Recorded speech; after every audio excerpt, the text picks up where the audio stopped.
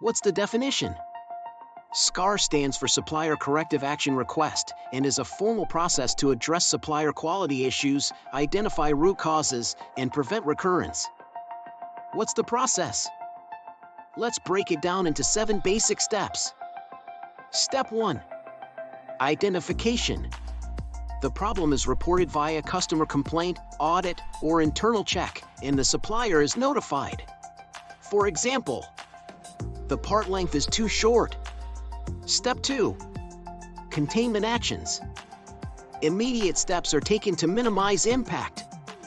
For example, isolating defective parts. Step 3. Root cause analysis. The supplier analyzes the root cause using methods like 5 whys or fishbone diagram. Step 4. Corrective action plan. A plan is proposed, reviewed, and approved to eliminate the root cause. For example, implementation of checklist, including dimensional check. Step 5. Implementation. The corrective action is executed. For example, process changes, training, and material adjustments. Step 6. Verification. Effectiveness is checked through audits, testing, or monitoring. Step 7. Closing and documentation. If successful, the SCAR is closed, and records are archived for future reference. That's it.